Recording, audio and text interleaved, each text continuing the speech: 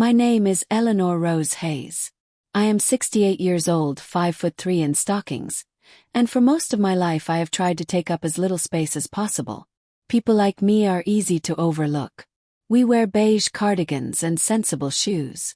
We say thank you even when no one deserves it.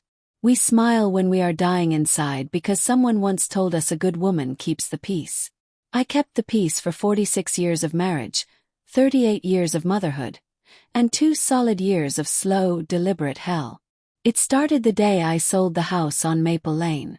The house wasn't grand, just a 1940s red brick colonial with creaky pine floors and a kitchen window that looked out on the peony bed my husband George planted the year we married.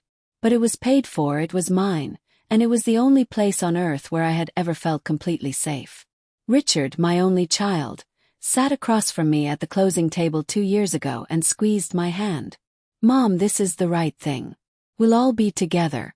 You won't be alone anymore. Vanessa, his wife of 9 years, smiled the bright, practiced smile of a woman who sells high-end real estate for a living. The new place has river views, Mom. You'll love it. Sign. Always sign. That is what good mothers do. They chose the apartment. 32nd floor, open concept, marble island big enough to seat 12.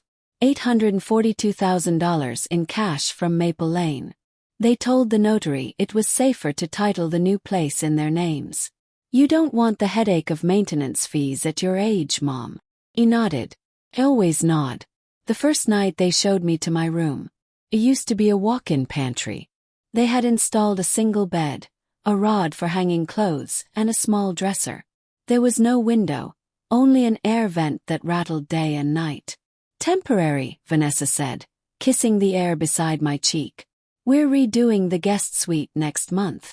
The guest suite was never redone. I learned the rules quickly. Rule 1. Do not touch the Thermidor appliances unless you are cooking for them. Rule 2. Shopping is Vanessa's domain. If I came home with the wrong brand of almond milk, she poured it down the drain in front of me. Rule 3. Parties are not for mothers-in-law. When guests arrived, I was to disappear. Once Vanessa locked my door from the outside so I wouldn't embarrass them. Became fluent in silence. I woke at 5 a.m. every day the way I had for decades, and made coffee the way George liked it, strong, no sugar, dash of cream. Vanessa would come in at 7, wrinkle her nose, and dump the entire pot down the sink. We drink oat milk now, Eleanor. Try to remember. I tried to remember everything. I tried to be small. I folded laundry at midnight so the dryer wouldn't disturb their Netflix. I scrubbed red wine out of cream wool rugs on my hands and knees while they slept off hangovers. I ate standing at the counter because the dining table was for family meals. Richard stopped looking me in the eye somewhere around month 6. He began sentences with "Vanessa thinks," and ended them with "so that's how it's going to be." When I asked if we could have Sunday dinner together like we used to, he laughed. Mom, we're busy. Maybe next weekend. Next weekend never came. I kept one thing that was still mine. A checking account they didn't know about. Every month the $3,800 rent from Maple Lane landed in it like clockwork. I never touched a cent. I just watched the balance grow and waited. Some nights I stood in the pantry room with my ear pressed to the door and listened to them plan my disappearance. She's getting forgetful, Vanessa would say. Sunrise Gardens has a memory care wing.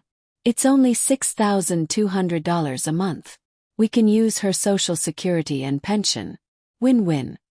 Richard's voice softer, ashamed but still agreeing. Yeah, okay. I never cried in front of them. I saved my tears for the shower where the vent noise covered the sound. The day they told me about Sunrise Gardens, Vanessa slid the glossy brochure across the marble. Like she was presenting a new listing.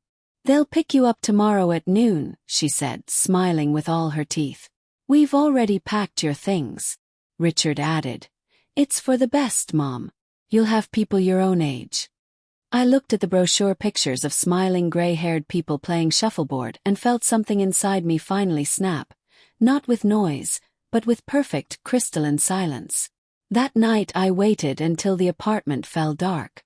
I took the small suitcase I had kept hidden under the cot for 24 months and packed 3 cotton dresses, my wedding album, George's cherrywood pipe, the photograph of the 3 of us on the porch swing, 1987, and 1 plain white envelope. At 6:45 a.m. I walked into the kitchen carrying the envelope. Richard was scrolling real estate listings on his iPad, dreaming of flipping the apartment for profit once I was taken care of. Vanessa was blending her green sludge. They didn't look up until I set the envelope between their plates with a soft, deliberate thud. Richard frowned. "Birthday card come early. Open it," I said. My voice didn't shake. It hadn't shaken in months. He did. The first document was the original deed to 47 Maple Lane, recorded solely in my name, unchanged since 1998.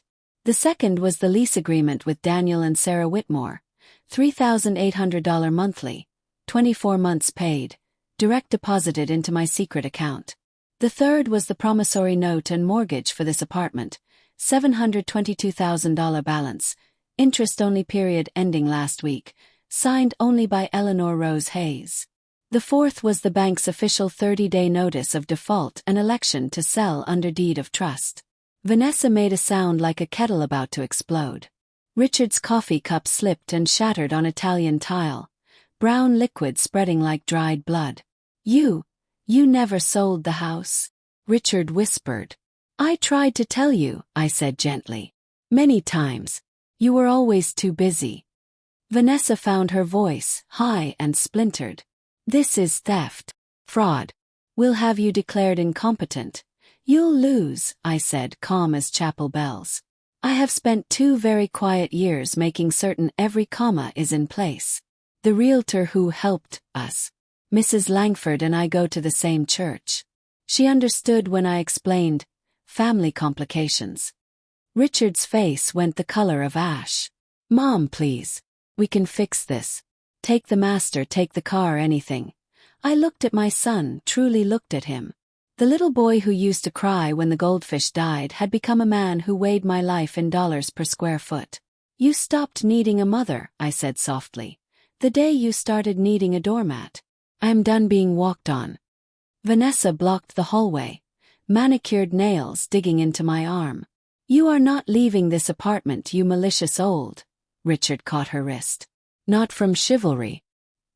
He simply knew the doorman had body cam and owed me favors. I wheeled my suitcase to the front door. The elevator arrived with its usual polite ding, as though it had been waiting 2 years to carry me home. The cab ride to Maple Lane took 37 minutes. I watched the city give way to tree-lined streets, my heart beating slow and steady for the first time in years. Sarah Whitmore met me on the porch, eyes wide, toddler on her hip. "Mrs. Hayes," we thought. "The lease is terminated as of this morning," I said, smiling. "Thank you for taking such tender care of my home." They helped me inside. The house smelled of lemon polish, children's crayons, and something baking, exactly how a home should smell. My peonies had run wild and magnificent along the front walk. The porch swing still hung from its chains, creaking gently. I sat down, opened the suitcase, and took out the photograph of George holding baby Richard on that very swing, both laughing at something just out of frame. Sarah brought iced tea without being asked. "Stay as long as you like," she whispered. "Stay forever." "Think I will." 3 weeks later, Mrs. Alvarez from the 4th floor sent me a video.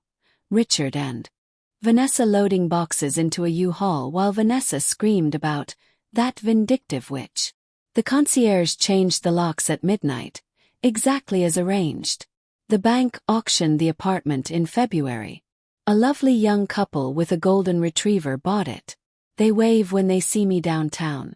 Richard tried the courts, of course.